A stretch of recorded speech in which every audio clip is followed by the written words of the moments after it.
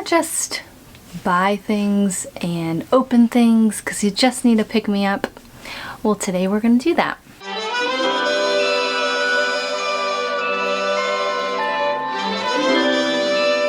Hey, welcome to day 10 of Vlogmas. If you don't know who I am, my name is Katlyn Duncan and I am a hybrid author, which means I publish both traditional and independent books.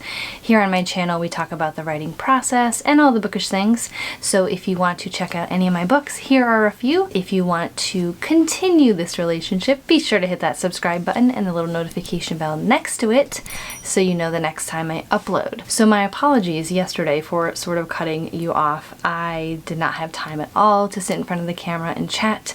I had unboxings planned. We need to do some more of the advent calendar. I need to catch you up on the advent calendar. So I just figured I'd take 5 minutes to unbox things that I have been waiting to unbox in front of you. So these two items are merch items from two of my favorite influencers. I already unboxed a part of this shipment earlier in Vlogmas, so we'll start with that one. So this is from Jenna Moressi's shop. She is an author tuber here on YouTube, and the first one I got was a sweatshirt, which is so comfortable and I wear it almost every day. I had to put it in the wash, so I'm not wearing it today. But I have one of these tank tops. It's from her companion novel, The Savior's Sister, so it has this logo on it and I love it. I wear it all summer long. It is super soft. It is a bit of a thinner fabric, but I actually don't mind it in the summertime. So this is the one that I got. This is Ask Me About My Book, so it's definitely author-y kind of merch. This one is navy, and I got this one, I believe, in small. Yeah, so this is a small, but it's like super roomy. It's so soft and I can't wait to wear this probably closer to the summertime, or maybe I'll wear it underneath her sweatshirt that I got. So it's definitely a great quality and I love the stuff on her shop. I will link her below if you're interested in checking out any of her stuff. I got it during her Black Friday sale, so I was really excited to add it to my collection. So the second item that I got, I've been so excited for. I just have been loving like the winter wear, and a lot of my favorite influencers are putting out merch this year. There's a simmer that I follow, Deligracy. She just put out some merch, so I definitely bought that for myself for Christmas. And this item is from YouTuber Katlyn Manning. I love watching her videos. Initially, I started watching for her YouTube content when I was working on my channel and trying to figure out, you know, how to reach more authors. So I have been watching her for a while now, and I do watch her vlog channel probably more often than I do her regular channel because a lot of the analytics and stuff boggle my mind, but I do enjoy watching her and her dog and her life basically. So she's a very, very successful YouTuber and I was happy to support her merch. So she created some really fantastic merch. It is embroidered, so it's not like the silk screens. So this is like silk screen, I think it's what it's called. So it's sort of like glued in a sense onto the fabric. Katlyn's stuff is embroidered, so I thought that was really interesting, and as I said, I was happy to support her. So I bought a sweatshirt. It says create the life you love, and it is a gray sweatshirt. It's definitely really cozy. It's very soft. I actually got this in a small because just based on the sizes that they had, it felt very much like more unisex sizes, where in a women's I would probably go for a medium because I like a roomy sweatshirt. Yeah, so this definitely fits very comfortably. I'll take the sticker off so you can actually see it. It's so cute. It's like very plain. I very much like darker colors, plain colors. The arms are nice. I have a long sleeve shirt under here, the one I was just wearing. Oh, this is so comfortable. And she actually just put out a video about how she created her merch, so I just watched that yesterday and now I have the shirt to wear. This is so great. So thank you so much, Katlyn. This is fantastic. And thank you so much, Jenna, for creating such wonderful merch that I can't wait to wear. And to continue the unboxing, we're gonna go up to the advent calendar. All right, so we're back to the board here. You missed Oscar and Daryl on the 2 days that I was under the weather after my booster shot. So we are going to open a couple of days now. So let's do it. Day 6 we have Dwight. I love the glasses. They are super thick and cute. Oh my god, day 7 is Stanley. He looks amazing in that outfit. I literally cannot with this Angela. This is day 8. Look at the cat. I don't know if I can get it to focus. How cute is that? Oh my god, she has the attitude in her eyes as well. I love that. Alright, so the gang is all here. It took me forever to get Angela and Dwight to stand up, so that's why they're in the back there. So that's gonna be a problem. I was hoping to display these somewhere afterwards, but I think I may need to find a different solution because they don't stand on their own. And I think it's probably Angela's hair at the very least and Dwight's glasses that don't really let them stand like on their own. But that's okay. That's something I'll figure out on another day. This made me so happy. It's very hard for me. It's very difficult for me not to open things when like I'm supposed to, so you're welcome. So thank you for watching those unboxings. I hope you found some more people to buy stuff from. Sorry for your wallet. I did want to give you a quick update about my writing. So as I said yesterday, I was a bit stuck with chapter 23. I was coming up against scene blocks. This morning I sort of had the same thing happening, but I went down to the next 2 chapters, which I think I'm gonna end up combining, so I was trying to figure out where I wanted to be within the chapters, like the flow, because now I've just hit like the climax. There's a big twist with one of the characters and one of the situations, so I finally like hit that spot. So I was sort of waffling on when I wanted that to happen, whether it was, I really like to end my chapters on cliffhangers because it makes the reader like go to the next page. So I was able to figure that out, and I also sort of have a plan for the next one. So while I didn't have a crazy word count, I think I only did close to 600 words this morning, I have a plan moving forward, and I actually may combine the next 2 chapters. That'll be for tomorrow when I have my time in the morning to write, but definitely progress, and we're getting so close to the end, and I'm so excited. And this Vlogmas has certainly helped me stay on target with my accountability to be here for myself and to be here for you. So I'm gonna get back to it and I'll check in with you soon. Alright, so it's a little bit later and I have a couple minutes to be able to jump back into this routine of my AMA. If you didn't know, I have a community post for an AMA. If you want to ask me any questions, like specific questions, I'd be happy to answer during Vlogmas or even afterwards if I get an influx. So this question ended up on another video of mine, but I thought it was an interesting one to sort of delve a little deeper into, especially because I discussed it, I believe on book 7 about like strategically quitting and all of that, and I didn't really go into depth about my reasoning other than like my schedule. In terms of my determination on how I strategically quit things. So this is from the lovely Marissa Mohi. She popped into one of my vlogs the other day because I was watching her Vlogmas, and if you are doing Vlogmas, let me know and I'll try to follow. I've been trying to keep up as much as I can with those. So basically she asked, do I have any tips or a decision-making matrix for that? I need to strategically quit some stuff, but I have no idea where to start.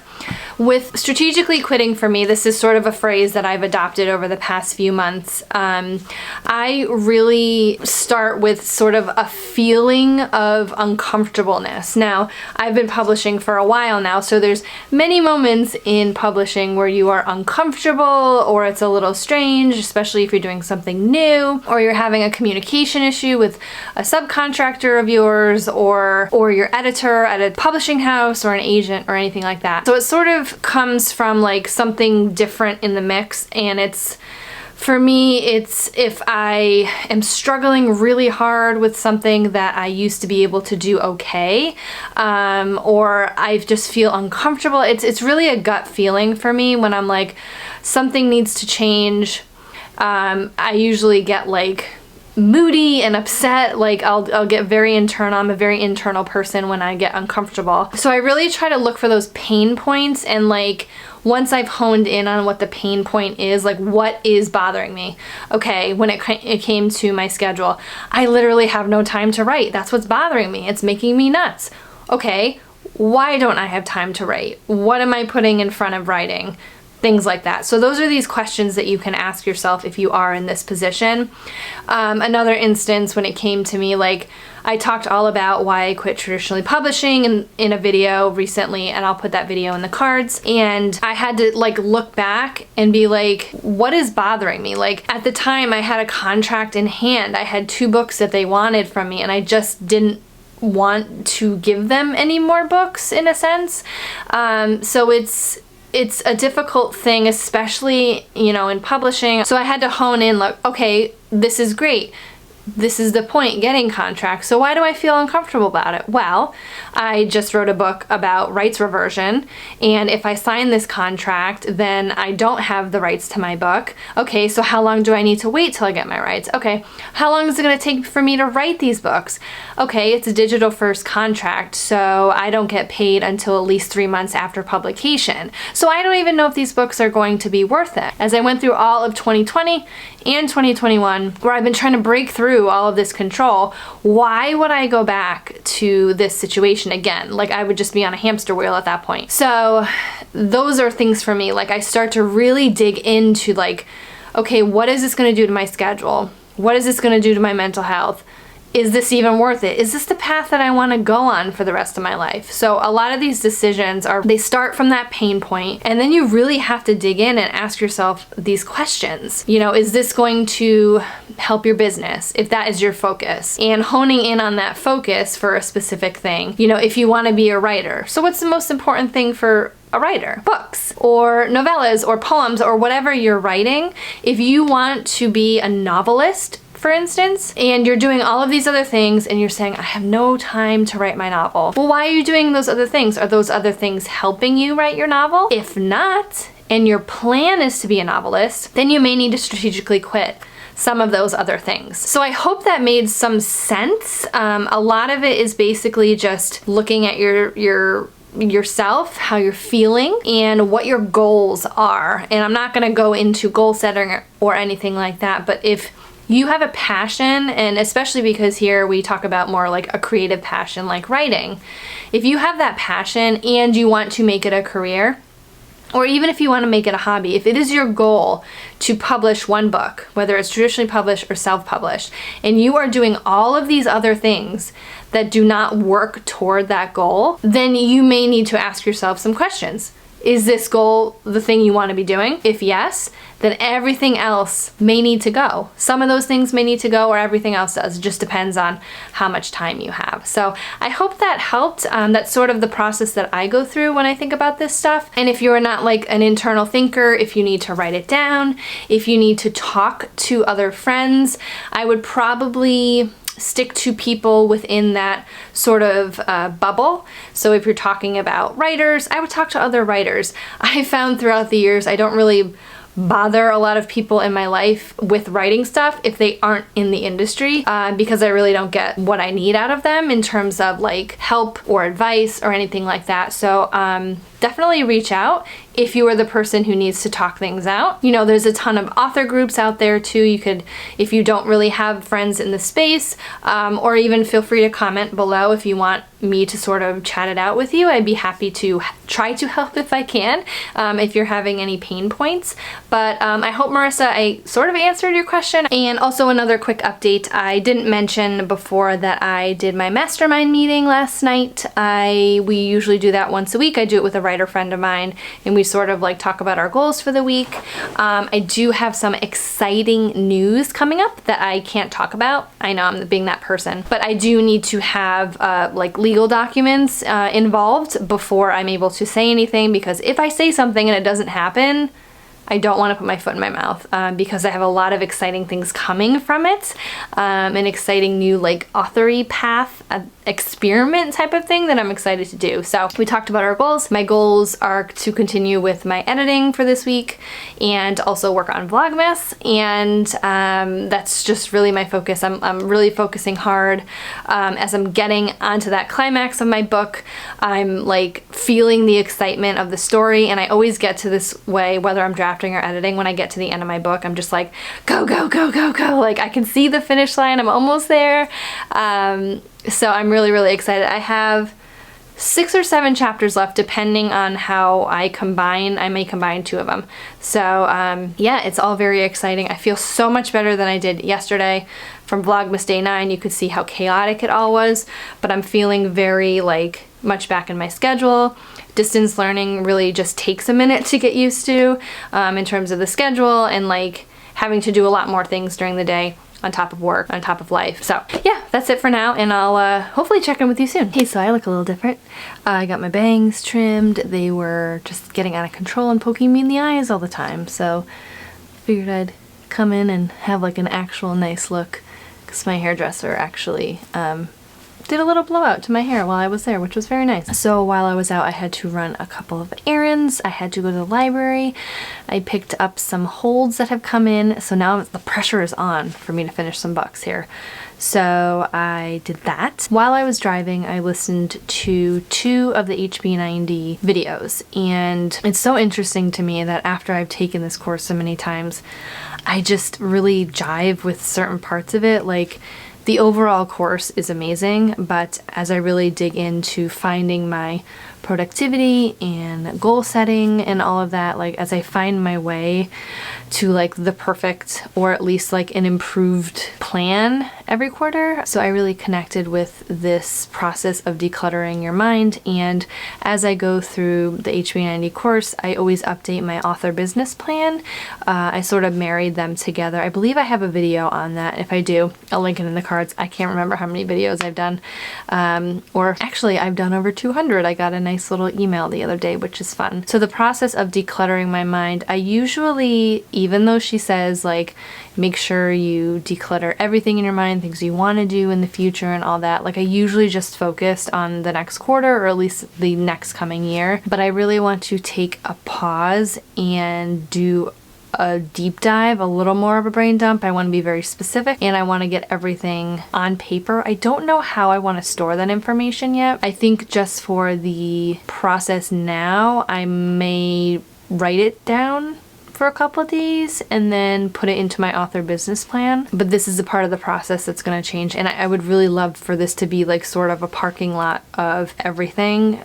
Sarah does talk about having like a parking lot for future projects, but I would really like this to be something I access, and I always want to have access to it even if I've done stuff. Like I want to just have like a continual list of things I want to be doing and adjust it every quarter. It may also help when I get to end of a quarter to adjust or pull projects that maybe I forgot that I wanted to do, depending on my time, my budget, things like that.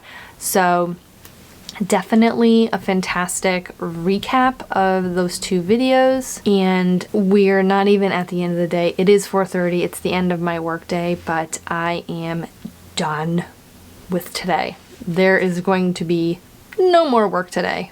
I didn't plan on working on my book today, but really no, it's just been a hellish day, to be honest, just in terms of people and just dealing with life and such. So I am going to sign off here, and hopefully tomorrow will be a bit better.